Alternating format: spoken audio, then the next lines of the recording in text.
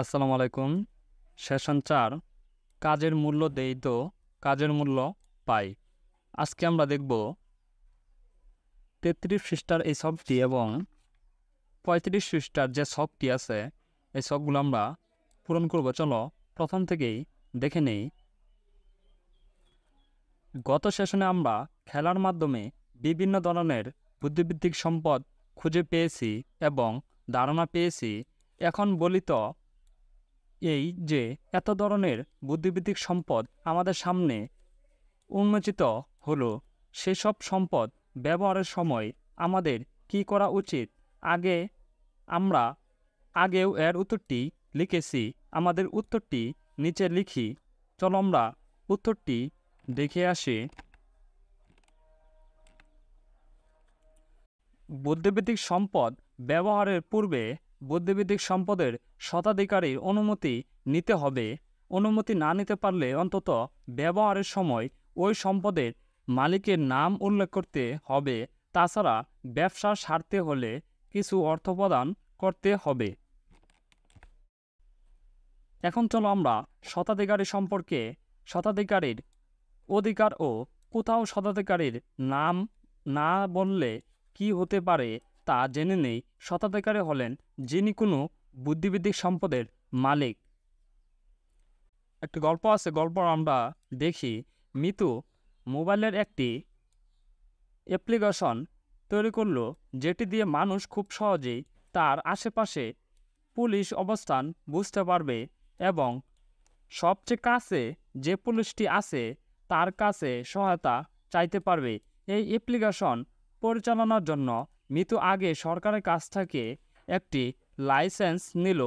যে এই অ্যাপ্লিকেশনটি মিতুর তৈরি, অর্থাৎ সরকার মিতুকে স্বীকৃতি দিল যে মিতু এই অ্যাপ্লিকেশনটি বানিয়েছে। মিতুকে এই অ্যাপ্লিকেশনের স্বত্বাধিকারী বলা হবে। স্বত্বাধিকারী হিসাবে মিতুর সম্পূর্ণ অধিকার আছে এই অ্যাপ্লিকেশনটি কে ব্যবহার করবে বা কে ব্যবহার করতে পারবে না তা ঠিক করার পাশাপাশি অন্য কেউ মিতুর এই অ্যাপ্লিকেশনটি ব্যবহার করার আগে মিতুর অনুমতি লাগবে এবং যদি মিতুর অ্যাপ্লিকেশনটি আবার তৈরি করতে চাই তাহলে মিতুর অনুমতি লাগবে।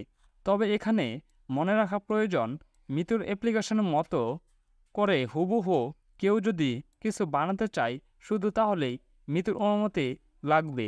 কিন্তু যদি একই কাজ অন্যভাবে বানায় এবং কিছু অতিরিক্ত সহায়তা যোগ করে, যেমন পুলিশের সঙ্গে ডাক্তার কোথায় আছেন তা চিহ্নিত করা যাবে, তাহলে কিন্তু সে এটি বানাতে পারে।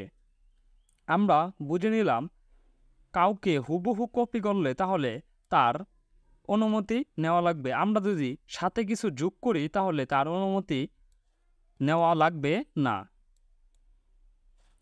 এখন কথা হলো, যদি কেউ মিতুকে না জিজ্ঞেস করে মিতুর বানানো বুদ্ধিবৃত্তিক সম্পদ ব্যবহার করে তাহলে মিতু কি করতে পারবে? মিতুর প্রমাণ সংগ্রহ করে মিতুর লাইসেন্স দেখিয়ে আদালতে মামলা করতে পারবে এবং সেই ব্যক্তির কাছ থেকে মিতুর বুদ্ধিবৃত্তিক সম্পদ চুরি করার দায়ে তাকে শাস্তি দিতে পারবে।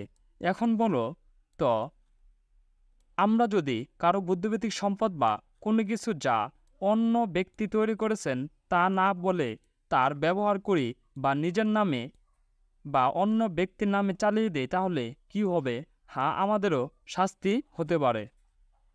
আবার মনে করি জুয়েল একটি বুদ্ধিবৃত্তিক সম্পদ হিসেবে কবিতা লিখল, সেক্ষেত্রে জুয়েল তার অধিকার রক্ষার জন্য কি করতে পারবে?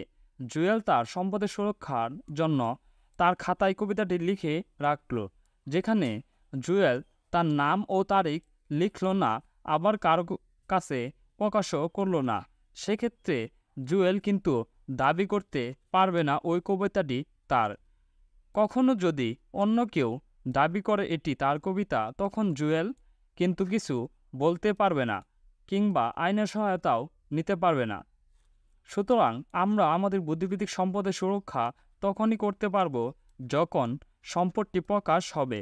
অনেক ক্ষেত্রে প্রকাশ করতে না পারলেও বাংলাদেশ কপিরাইট আইনের আওতায় আমরা আমাদের বুদ্ধিবৃত্তিক সম্পদটি রেজিস্ট্রি করতে পারি। তবে এত বড় প্রক্রিয়া তোমাদের এই ছোটবেলায় যাওয়া তো কঠিন, তাহলে আমরা একটি বুদ্ধি বের করি। আমরা যখন একটি সম্পদের মালিক হব, অর্থাৎ যখন একটি ছবি তুলব, নাটিকা লিখব কিংবা কবিতা লিখব, সেটি আমাদের কয়েকজন বন্ধু বা বাবা মাকে ইমেল, SMS বা চিঠিতে নিজের নাম ও তারিখ দিয়ে পাঠিয়ে রাখব।